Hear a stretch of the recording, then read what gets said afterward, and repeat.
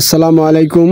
গত কয়েক মাস আগে আমি একটি এপিসেরানা মৌমাছির ক্ষুদ্র মৌমাছির চাক দেখে রেখেছিলাম। তো সেটি আপনাদের ভিডিও করে দেখাবো ভেবে রেখেছিলাম আমি।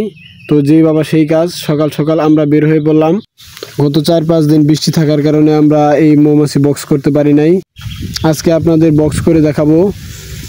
আর এই মৌমাছির বাসাটি আমাদের বাড়ি থেকে 1-150 কদম দূরে। তো আমরা সেখানে যাচ্ছি বক্স করার জন্য।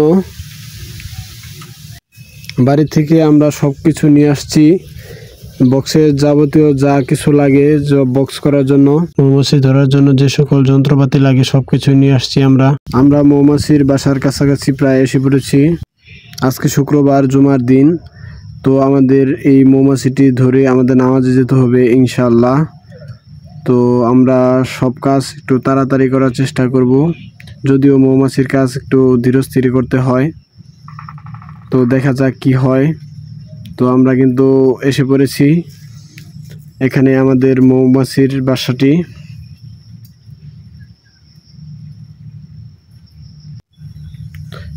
তো এখানে বক্সটা সুন্দর করে রেখে আমি সুন্দর করে আবার দেখে নেব যে মৌমাছি কোথায়, বাসায় কেমনে আছে। এখন আমি জঙ্গলগুলা একটু কেটে নেব, সুন্দর করে পরিষ্কার করে এই জায়গাটা ক্লিন করে নেব, যেন মৌমাছি কোনো ডিস্টার্ব ফিল না করে। তো এখন আমি এখানটা সুন্দর করে সাফ করে নিচ্ছি। এখানে একটা স্পেস তৈরি করে নিয়েছি। তো দেখতেছি কোন সাইড দিয়ে মাটিটা খনন করা যায়। অবশেষে আমি সামন দিয়ে সুন্দর করে কেটে নিয়েছি এবং ময়লাগুলো পরিষ্কার করে নিতেছি। মৌমাছি ওই সাইডে আছে। মাছিগুলো একটু বেশি উড়াউড়ির কারণে আমরা ধোঁয়া দিতে বাধ্য হই। তো ধোঁয়া দিয়ে আমি আমার মাথায় একটি জাল বেঁধে নিয়েছি। তো মৌমাছিগুলো অনেক শান্ত হয়ে গেছে, সব এক সাইড হয়ে গেছে। তো এবার আপনাদের একটু ক্লোজ কাছে নিয়ে দেখাই। মাটিগুলো সরিয়ে নিলাম। তো মাটিগুলো সরানোর পরে আপনাদের আমি একটু কাছে নিয়ে দেখাই। তো দেখেন এখানে 9টা মাছা আছে, আর এই সাইডে মাছিগুলা সাইড হয়ে আছে, এখানেও কিছু আছে।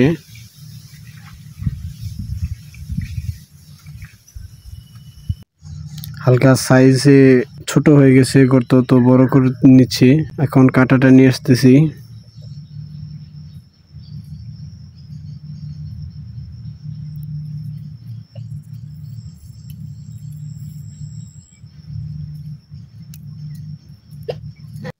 তো মৌমাছি আমাকে 2টা ফুল ফুটিয়ে দিয়েছে, তার জন্য আবারই আমরা ধোঁয়া দিয়ে নিচ্ছি হালকা করে। আমি একটু তাড়াতাড়ি করে দেখানোর চেষ্টা করতেছি। তো এইভাবে আমরা তাড়াতাড়ি করে সবগুলো মাচা বের করে ক্লিয়ার করে নিচ্ছি। তাড়াতাড়ি আমরা এই ভিডিওটা দেখানোর চেষ্টা করতেছি।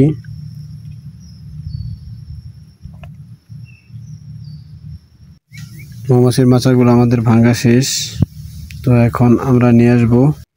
তো হালকা পরিমাণ মধু আছে, যেটা আমরা সাইড করে নিয়ে ফ্রেমের ভিতরে আটকে নেব মাচাগুলো সুন্দর করে।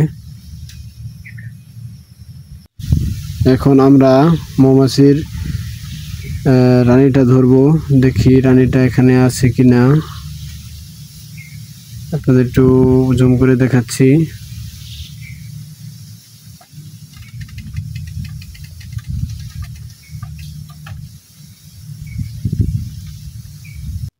রানী এখন আপাতত দেখা যাচ্ছে না। তো আমাদের এই যে ফ্রেমগুলো আমরা আটকে নিয়েছি মাচা দিয়ে সুন্দর করে বেঁধে। তো এখানে মৌমাছি থাকবে, আর এই ছালা দিয়ে আমরা এটাকে ঢেকে রাখবো।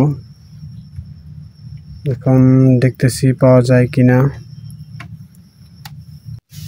আর এটি হলো আমাদের কুইন কেস, এটার ভিতরে আমরা রানী আটকে রাখি। যখন আমরা ধরতে পারি তখন আটকে রাখি। তো তারপর এটা মাছি সব একত্র করে আমরা বক্সে ভরি। তো আজকে দেখা যাক ধরতে পারি কিনা।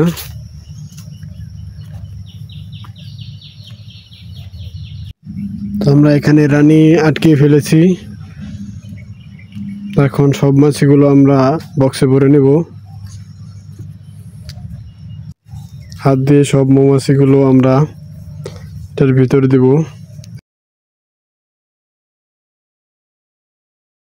এখানে দেখেন কি পরিমাণ মাছি ঢুকতেছে।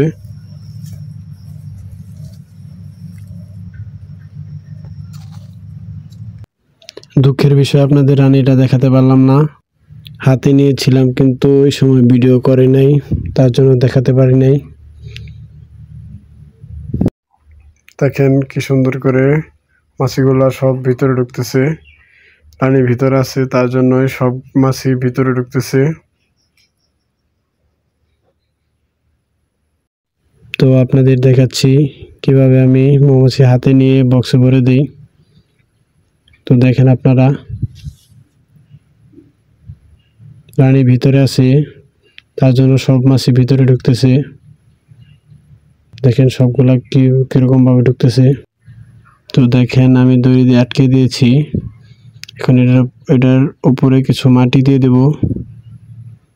মাটি দিয়ে দিলে তাই এটাতে কোনো ভিতর থেকে রানী বের হওয়ার সম্ভাবনা কম, উপরে প্রেসার হবে। এভাবে রেখে আমরা চলে যাব। এখন আমাদের মৌমাছি ধরার কাজ শেষ।